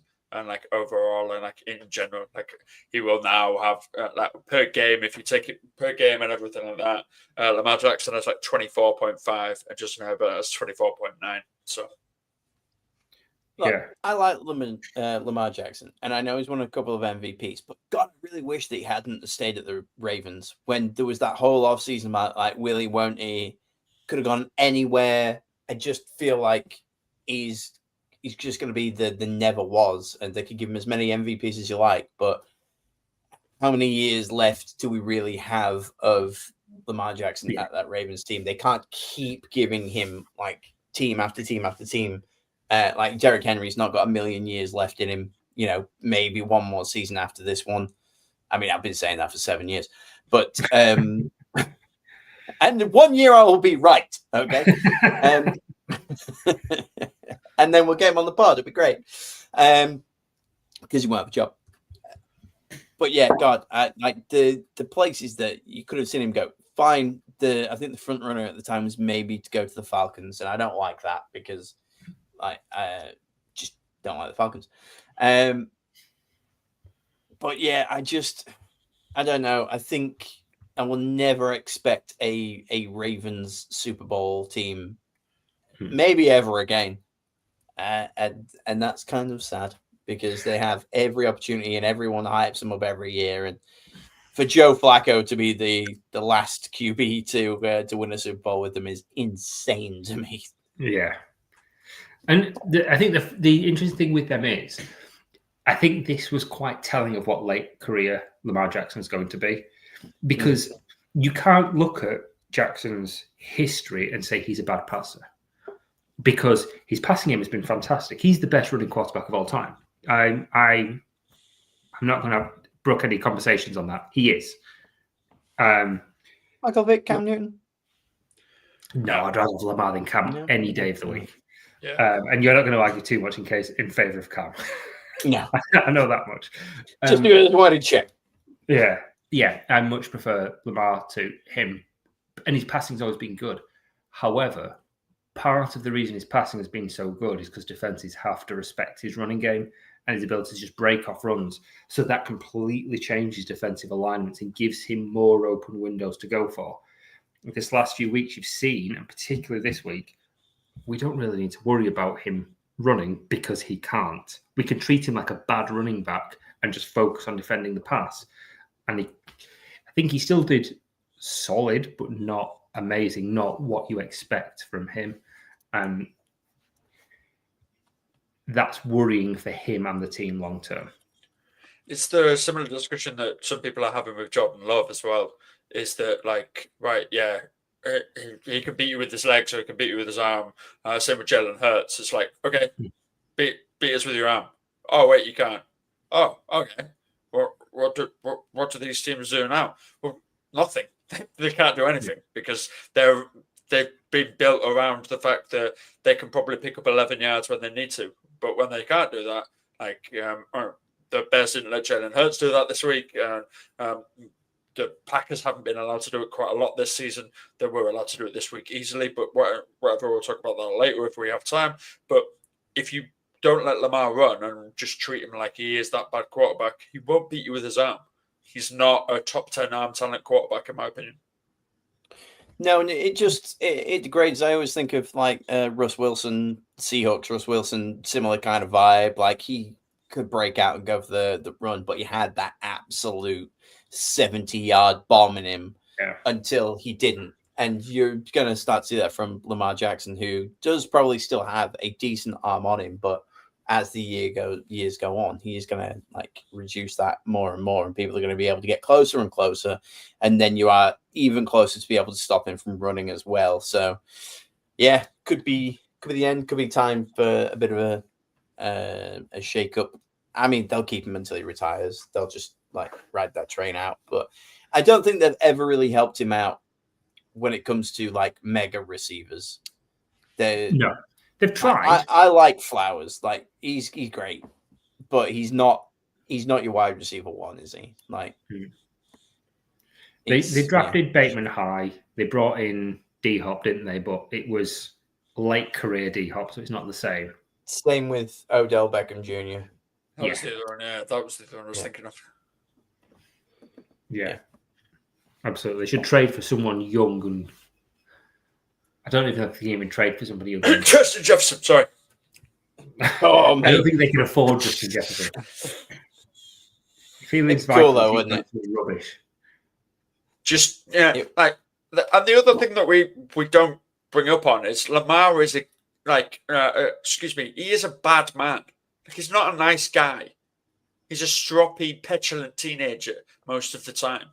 I thought Lamar Jackson was quite nice. Yeah, He's I just don't got get that that. No, I kind think of like I- southern no. drawl to him. Like No, I think he's a stroppy, petulant teenager that when he doesn't get his way, he feigns a little injury and sits out 2 weeks until he gets his way. He'll throw his toes out the pram quite easily. I'm sticking on that. That's my little hill. Like, I think Lamar Jackson is a whiny little boy. That's because you've got Wolverine as your quarterback, so you're comparing unfavorably. Okay, sorry. Apologies. Yeah, I got the golden boy. Like, they've got the whiny little child, and did that. Like, wow, loads of teams didn't draft me high. Like, Josh Rosen got drafted before me. Now he's a high school teacher. Wow, okay, good Lamar. You've got Bruce Willis. They've got Samuel L. Jackson. I've got Dom Loretto. They've got like the random Cuban guy from 8. hey, let's talk about Young Wei Koo. Yeah. Hey.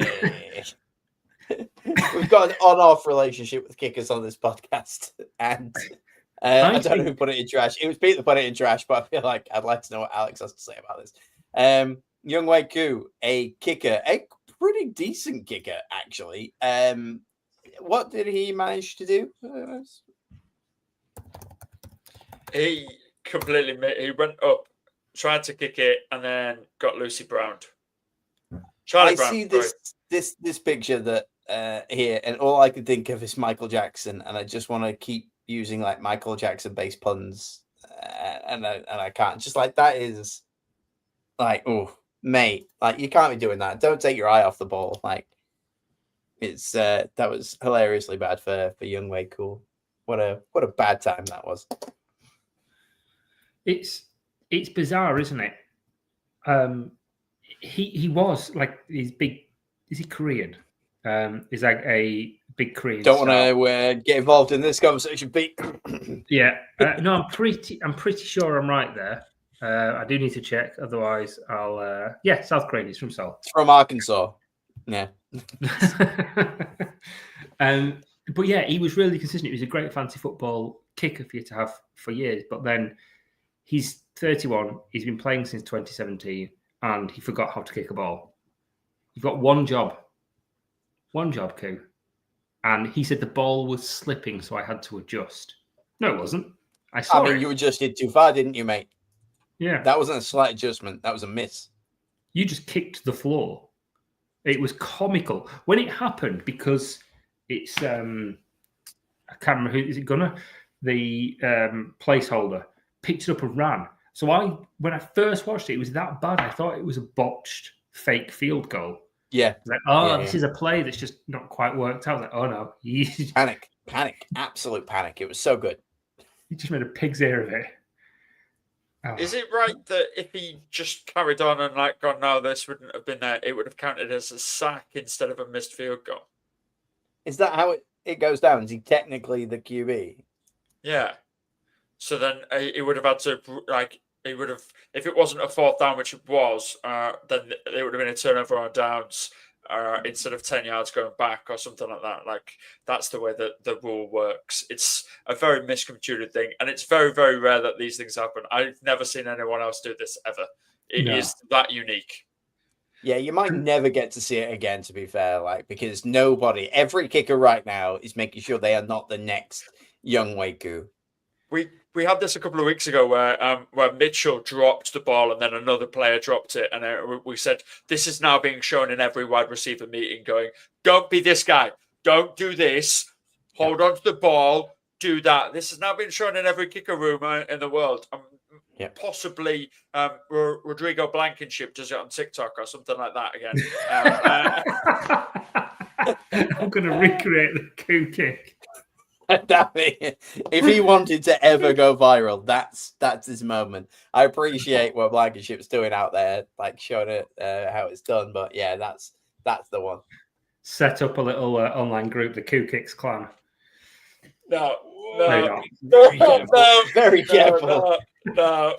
I feel like I need to put allegedly just down here. Hold on, let's just give me a second. Like, let's just be very, very safe as to. He's already dipped into the honey whiskey, ladies and gents. No. Speaking of kickers, the Indianapolis Colts worked out kickers today. No idea why. I tell you who they could have: TikTok superstar, ex-Indianapolis Colt, Rodrigo Blankenship. I like the dude. I didn't ever watch a season of him and go, "Oh, he shouldn't be in the NFL." It was just all of a sudden one day he didn't have a job, and I'm as confused as he is. He had a bad month, didn't he? He had one bad month where everything just went wrong, and you're like, "Oh, he got the yips. Get him out before it curses the entire team." Then he went to the CFL or the CFB or whatever it's called, and also had the yips there. So he's not getting a job back. Yeah. So I guess while I'm talking about the Indianapolis Colts, who the wheels have fallen off. I don't want to say that I'm going to be the most right person on this podcast, but hear me out. The Panthers are going to make the playoffs. The Lions aren't. The Colts aren't as good as everybody thought they were.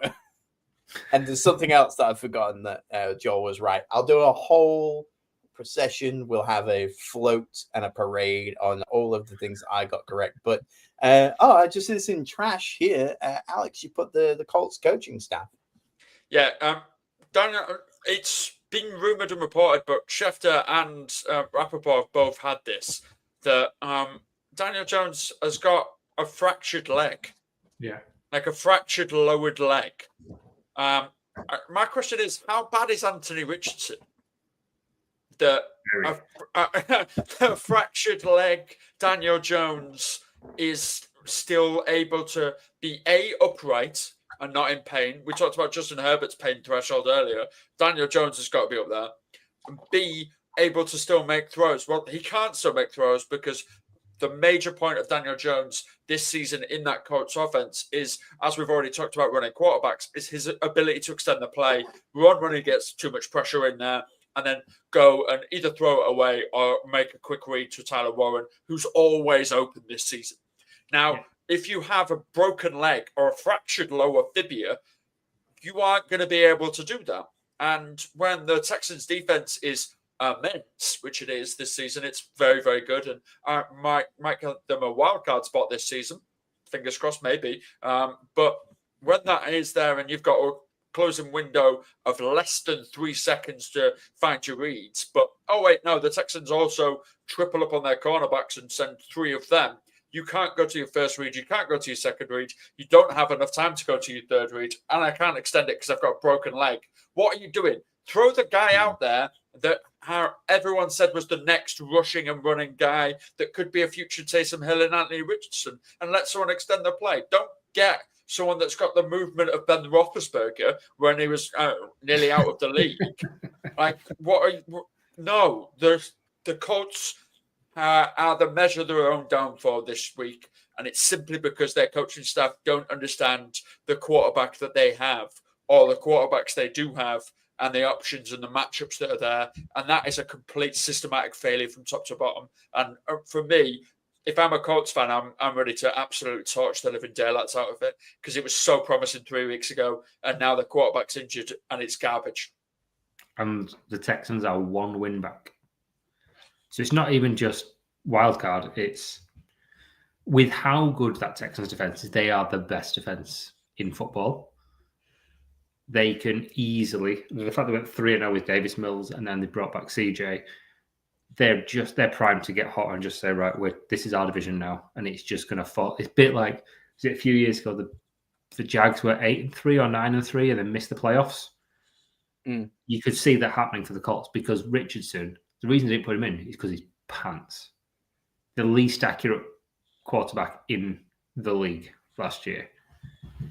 They should have used him more. The Shedeur Sanders of 2024, wasn't it? Yeah. They should sprinkle him in for a few running plays because the problem. But that's obvious. Not necessarily. They're going to run it. Not necessarily because he can run it himself, but so can Jonathan Taylor. And that's part of the reason why Jonathan Taylor's been so good is because Daniel Jones is mobile and can move into space. They need to accommodate for that, and it creates running lanes for Taylor. And they've used that really, really well. The two of them help each other because they're both a threat. And if one of them is not, then it kills both of them. And I think that's what we saw happen. The fact that it was only a 4-point game is a testament to the coaching and to how far Daniel Jones has come. But even still, it's sit him for a week, at least a week, something to get healthy and then not risk making it worse.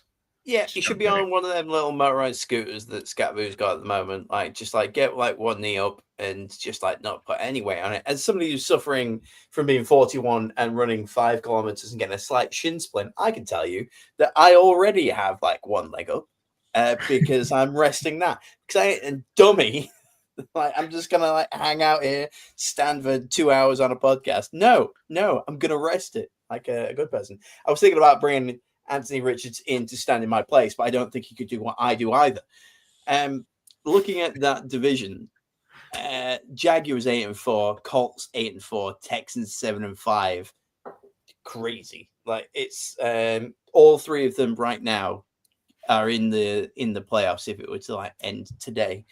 But the Colts essentially are just hemorrhaging like wins, and you can't lose something divisional like that, especially to the Texans. But fine, defense great, but offense hasn't been that great.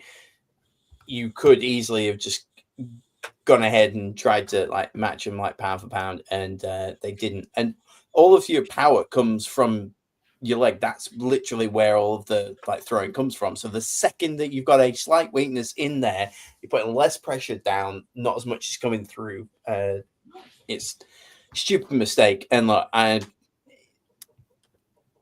it's one of them where like my cousin Chris, he often, regardless of the team, if ever they make a bad decision, it's like, oh, Jet's going to Jet, oh, Bear's going to Bear. But Colts really are going to Colt on this one, aren't they? Like, it feels very much like they were penciled in to get everyone excited about the early season. And now it's like, right, you've had your fun. Let's settle down. I think it happened to, no, you just said, didn't you? Like, it happened to the Jags a couple of years ago where it's like, oh my God, this is like, could this be like the push? And then, no, as I've said, it's going to be a really boring conference championship again because of things like this. We can't have nice things. The Texans, so far for the rest of the season, have got the Chiefs, the Cardinals, the Raiders, the Chargers, and the Colts in Week 18. That Week 18 is going to be that would be the one that decides it, in my opinion. Yeah, I agree with you completely. Jags are currently the third seed in the NFC, which A is mental, and B means that Week 18 could be winning in. That could be the difference between getting into the playoffs and missing out entirely, which you don't really see very much of that for both teams, which is exciting. And it will be Week 18 is always divisional, isn't it? Yes, absolutely, and it will be that because the Colts left to play this week. They've got the Jaguars this week, right? Next week they've got the Seahawks, the 49ers, the Jags again, then the Texans. So the Colts is legitimately in their hands, and they've got really, really difficult playoff caliber teams to play. Whereas the Texans have got a couple of layups in the Cardinals and the Raiders, who are the worst team in football, and like then I've got the Texans there. So it is a really like winning in kind of situation for all three of those teams. Speaking of worst teams in football, segue. Last week we announced the first ever eliminated team from the playoffs.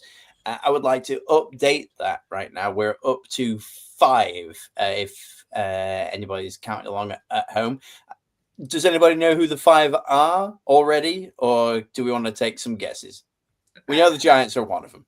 The Tennessee Titans. Yep. Cardinals, Yes. Raiders. Yep. The other one's like a 3-4 win team, isn't it? It's And they've only got 2. Browns. Have we not said Browns, have we? no. No, we've not said Browns, but let me just take this moment to talk about Oh. New Orleans, Louisiana Ethicals, Oh. brought to you by two guys. You should have known. They lost to the Dolphins this week. You can't get much more ethical than that. That was a beautiful display of, you know what? I'm gonna just bring out the one. Where am I? Thank you. Oh, New Orleans, God bless you. You had me worried for a little bit there. I didn't think that we were gonna continue to tank the way we have done. We have lost a step here and there. The Tennessee Titans still only have 1 win. We could do with just that one. You know, I'm just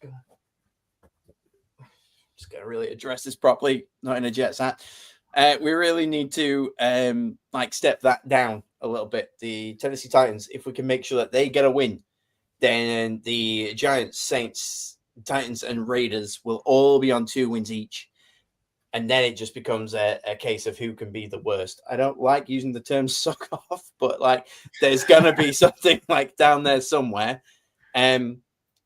Yeah. So the Saints officially this week, finally out of the playoffs. They can't make it. God bless them. They didn't try. Happy Thanksgiving. Thank you. Yeah, we didn't use the good pun last week. Yes, Thanksgiving really did give. Dolphins weirdly looked all right, and it kept McDaniel in a job for at least another week. Well, yeah, because he's got HR and because he's facing the Saints, basically, and that's all it really takes. Just a question for you on the Saints as the preseason Tyler Shook fan club. If Saints get first overall, right now, do you think they go QB, go best player, trade out? What would you be if you were the GM? If I'm the New Orleans Saints, I'm not picking up a QB. I would rather get a veteran of some type, unless it's Kirk Cousins, and then I would rather not play a quarterback at all. Take some help still there. But what I actually think would end up happening is the most Saints-like thing is to trade away. And they get that number 1 pick and they go, you know what? No, thank you. Somebody else take it from us. And it's not even going to be like one of those deals where somebody gives, 2 future first round picks or anything like that. It'd be rubbish. We'd swap a first round with somebody, maybe get their second as well. It's not going to be big money to give up the first this year. But I reckon that New Orleans just don't draft very well when it comes to quarterbacks. So no, I think they drop out of that first thing. There's no point in even having a superstar tackle or guard or anything like that when there isn't a QB there. So I think we just trade out, get a bunch of picks for it, do that rebuild, and take it from there. Cool. Boring is all it is. It's worth, but yeah, because there is another team that could be looking to trade out around about that, because the Rams currently have the 9 pick, don't they, from the Vikings? Falcons, thank you. They currently have the 9 pick from the Falcons. So it will be most likely the Rams get a really big haul for it. And then the Saints are kind of like, oh, we want to do this too, please. Can we do this too? Because that's how good organizations are run and that's how bad organizations are run. Do you know it'd be really interesting? Someone suggested this earlier on. If the Rams go, do you know what? We've got Stafford. Let's trade up from that 9th position, maybe a future first, which is probably going to be a late pick. Do a couple of picks to move up, get Mendoza. Best QB we can get. We're never going to get anywhere close to that. Have him sit a year behind Stafford and just Rodgers father it and just push down that route. That they probably won't, because they'll see their window and say we need an elite player now to help us win next year. But I think that is would be a fantastic bit of long-term planning from. It depends if they win it depends if they win it this season. If they win it this season, then I can see your scenario happening more. Yeah. Whereas if they go to the dance and come away the bridesmaid, not the bride, I can see them trading out more. Yeah, 100%. Yeah. I mean, if they win, Stafford might retire anyway. I doubt it, but he might. Super Bowl MVP walk-off. Oh, wow. Yeah. Who do you think he is? Peyton Manning? Yeah, could quite easily be that. Does anybody have any news they want to wrap up before we go on to talking about this coming week? One more. Sorry. Go on, Pete, actually. The only one I was going to say is, we've kind of touched on it, so it'll be really quick. I want to dunk on Max Brosmer a little bit more. Oh, please. But yeah. Two-sided. So he threw 4 interceptions this week. I don't know if you watched it or just saw the box score, but one of them might be the worst interception you've ever seen. He scrambled, lost a lot of yards, and then rather than just taking it on the chin and going, you know what, this was a bad play, he did a horrible sidearm throw, 3 interceptions, Ernest Jones, pick 6. Well, I mentioned it this morning earlier, like where there were 3 good. Yeah. Well, there were 3 throws of people like falling over and throwing it sideways, and he was one of them. But he isn't Patrick Mahomes. Exactly. Yes. But beyond that, the other 3 weren't horrendous plays. They were all on target. What they were probably lacking was a bit of velocity, which is why I was undrafted QB. So they were missing the velocity. So they were on target for the guy, and they were just the route was jumped because the Seahawks defense is very, very good. And his actual stats were better than Sam Darnold, because Sam Darnold was rubbish. When I say stats, I mean not overall, but in terms of passing. Darnold was 14 of 26 for 128. Brosmer was 19 of 30 for 126. So similar yards and a better pass completion rate. Darnold looked rubbish in this. He must just be thanking his lucky stars for Brosmer pulling all the attention from how bad he looked. But this entire thing felt like a shall we work together to just help JJ? We're both friends with JJ. Let's make him look good by his absence. And that talk beforehand of Brosmer, they kept Brosmer out because he might actually be better than JJ McCarthy. Brosmer was awful this week. 126 yards, 4 interceptions. I mean, he still might be better than JJ McCarthy. He could start for the Browns. Yeah, exactly. But yeah, that was it's a horrible situation to go in for your first game because they're a very, very good defense.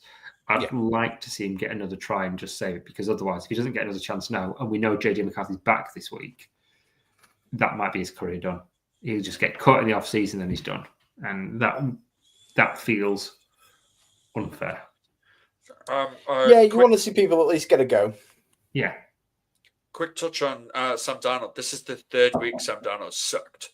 Mm-hmm. So let's keep a little eye on the Sam Darnold's I'm going to implode train. Same as last year. Doesn't like it cold. No. And obviously going back to the Vikings revenge game, that kind of thing. This is what you could have had. Well, we know exactly what we could have had, and we're going to scheme it up and give you everything that you bloody hate. So, yeah. There you go, Sam. But he's going to bounce back against the Falcons this week. Because it's the Falcons. Because it's the Falcons. Yeah. If the Falcons could do one thing, they can give your quarterback confidence. Not their quarterback confidence. They give your quarterback confidence. That's really nice of them. Alex, did you want to drop anything before we nip into this week? Two things. One, Newcastle have just scored, so up the two. Two, UTU. Nope. UTT. yeah. Second one, the mid-season Hard Knocks drops tomorrow, That's it. and It was in Hard Knocks. yeah. So obviously, Hard Knocks they do an off-season one. For those that don't know, they do an off-season Hard Knocks where they pick one team and they go through it and they go through their preseason battle, and there's normally a really heartwarming story and doing that one to get more money. Filling them with the Bills. Hard Knocks over the last couple of years have done in-season ones as well. They're not as popular. Last year, I think it was the Arizona Cardinals, and the season before that, I think it was also the Birds and the Falcons. I'm not entirely sure. Actually, last year it was the entire. What's the division? Ravens are in AFC East. Yes, probably. Yes, go. It was the entire AFC North division. AFC North. Thank you. AFC North. It was the entire division, like in season, to see who made the playoffs. They're going to do exactly the same thing this season then, but they are picking the NFC East. I was going to swear then. I would have loved for that to be the NFC South. I would love to just see that, like Panthers, Tampa Bay, like fight for the top, and the Falcons Saints fight for the bottom. So sorry, who was it? The NFC. Yeah. East, so that's the Eagles, Oh, Cowboys, Giants, Commanders, and Giants. So again, it is similar to that. Who's going to fight for the top? Eagles, Cowboys. Who's going to fight for the bottom? Or it's the Giants, Commanders. So again, it's that. Yeah, I think I'll keep an eye out on that. That sounds pretty interesting to me. Like I like I don't like all the teams, but I like three of them, and not the Eagles, just because I think they look stupid. Well, they could drop an egg.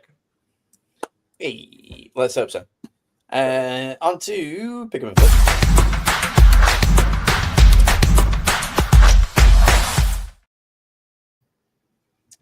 Underdogs, overdogs, wombling free. Pick 'em this week for week 13, 14. Looking pretty tasty. Not gonna lie to you, I'm just I had a generational run of picks this week.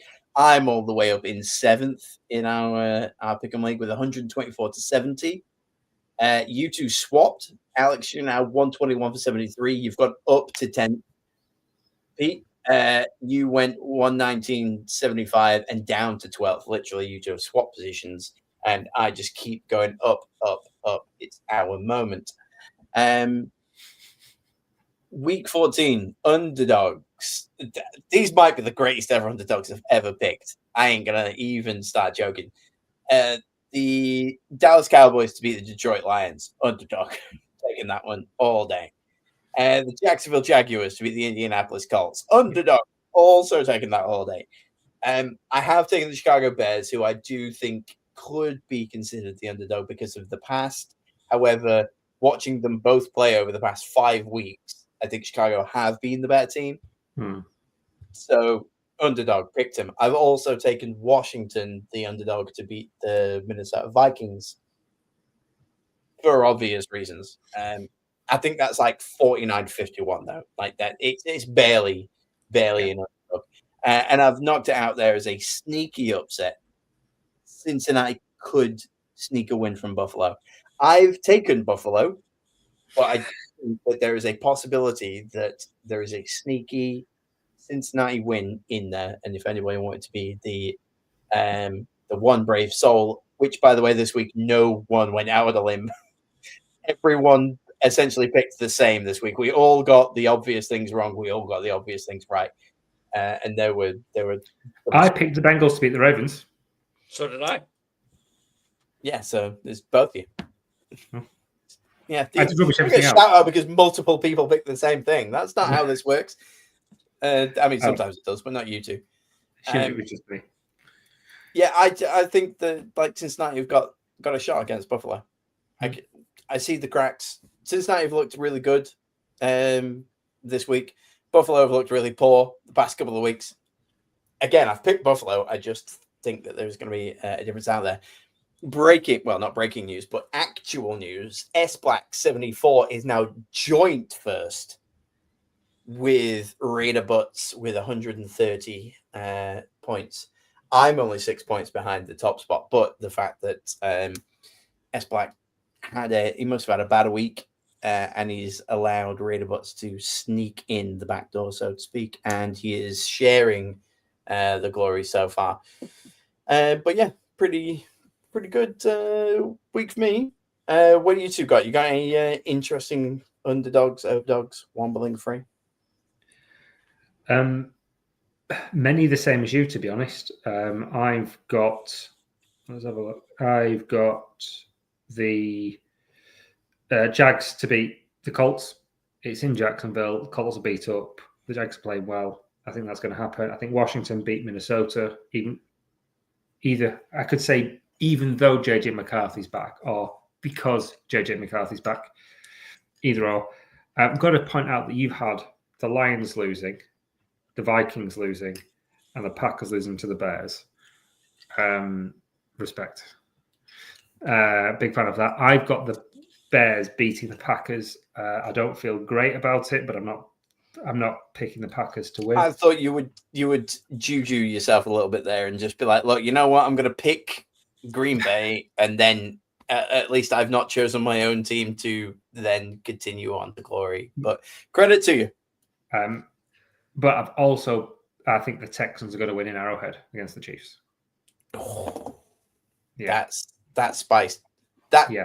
essentially puts an end to the Kansas City Chiefs playoff hopes.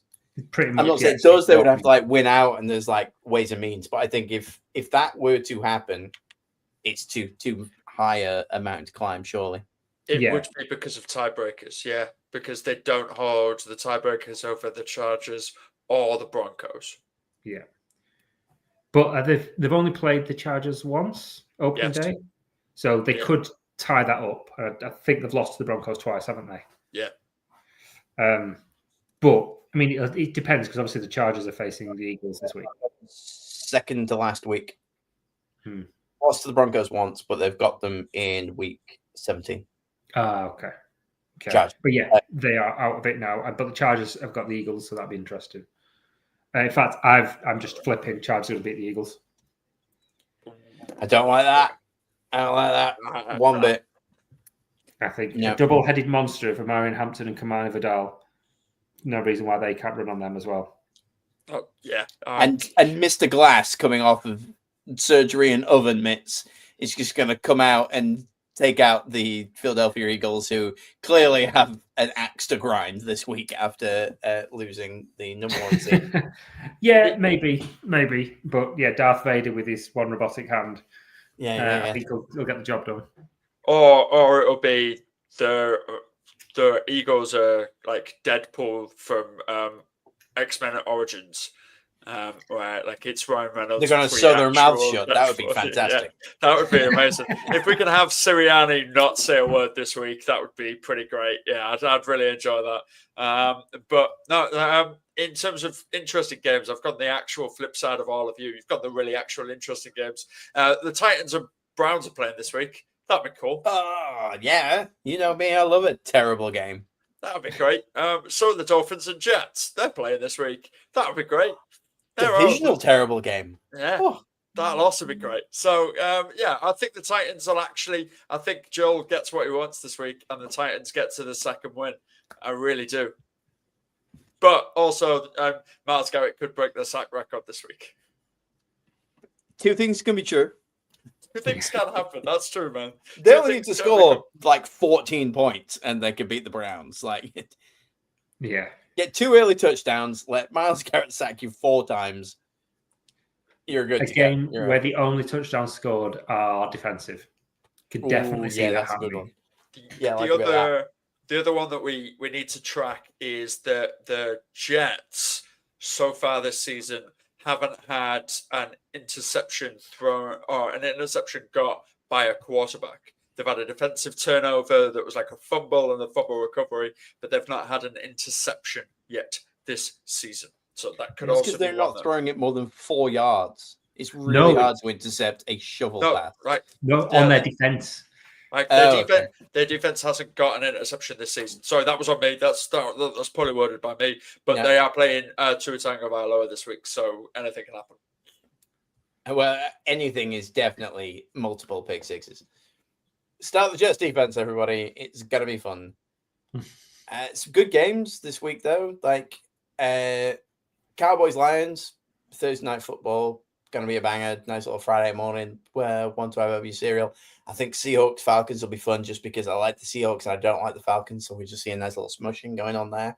Bengals Bills, obvious reasons. I think the Bengals might just steal that. I may end up changing my choice there. Might talk myself into it. Titans Browns, two terrible teams going against one of the Commanders Vikings. Who knows whose quarterback is showing up right there? Dolphins Jets, again, two very middling teams, if not lower mid-card teams, going against one of the Saints Bucks. The Saints going to win this because for some reason, late in the season, we always beat the Buccaneers for absolutely no one's gain. Doesn't help the Buccaneers, doesn't help the Saints. The Saints are going to win. I have taken the Bucs in that one. Colts Jags is going to be cool. Steelers Ravens. Steelers Ravens is usually like, mark your calendars. That's good fun, but good God, I don't care.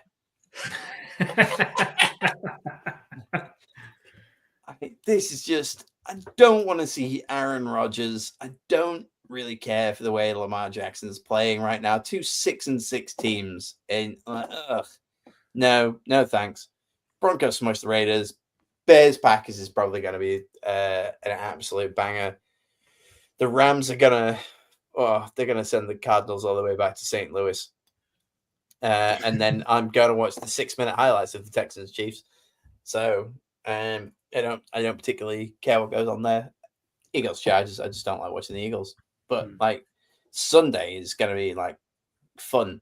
And after a few weeks ago saying, I'm getting like season fatigue and I'm just ready for the actual like playoffs to kick in. Some of these have got that kind of playoffy feel to it where, Burrow's back. Bengals Bills should be end to end. I think we might be in for a good one. Also, like coming off the back of not being able to watch a lot of football, I'm actually really excited to watch a lot of football. So that's really quite nice as well. And that late, the 9 o'clock slot, Sunday evening slot, there's only 3 games. Broncos v Raiders, probably going to be rubbish. Rams v Cardinals, probably going to be rubbish. You can focus all on what is actually going to be the game of the week, which is Bears Packers. Because it means you don't even have to feel guilty about just saying, I'm just going to watch that game, because it's probably going to be the only one that's not a blowout. He says that Jordan Love will stick another 4 touchdowns up again like he did this week. That's clearly going to be on Sky, though. So it's Red Zone is going to be clutch around here. Because all it's going to be is we're going to be watching Bears, Packers, and every time they go to commercial, fine, we'll go and look at another game for a minute because we can't do that on Red Zone. Or it'll be we're spending half the time at Rams because they're just going to absolutely destroy the Cardinals because keep having to cut back to touchdowns. Yeah, because Sean McVay is upset that they lost a game against the Panthers, so he's just going to go, right, boys, just go out there and flatten them, just smack them about a bit, please. It's not on Sky. Woohoo! No. There doesn't appear, I'm looking on the Sky website, and there doesn't actually appear to be a 9 o'clock kickoff being shown at all. They might not have chosen yet. I think usually the NFL UK like Facebook group, usually midweek, they say, it looks like Sky's got such and such and Five's got such and such. I think they leave it as late as possible to make their choice. But clearly it's going to be Bears Packers. You can't. There's no way they go, Broncos, Raiders, or Rams, Cardinals are going to be the ones. Yeah. I thought so too. Yeah, get your discount DAZN memberships like kicked in because there's absolutely no weeks left. I think they're probably doing it at super cheap for some reason. It was about 35 quid a couple of weeks back, so it should be really cheap. Oh, it's on Channel 5. Ah, there you go. No. Yeah. I've got a good game. Jeez Louise. Colts v Jags, followed by Bears Packers. That's a great window for 5 this Yeah. week. Yeah, That's a really good that's window. real good free view, Yeah. like free viewing rather. Yeah, good effort there. Well done, 5. And well done, both of you. We made it all the way through to the end. No, we didn't. We hit 2 hours. We just did it. 2 hours, 24 seconds. As I was about to say that we went under. Anyway, I've been Joel. He's been Alex. He's been Pete. Thanks, everybody. Cool outro phrase.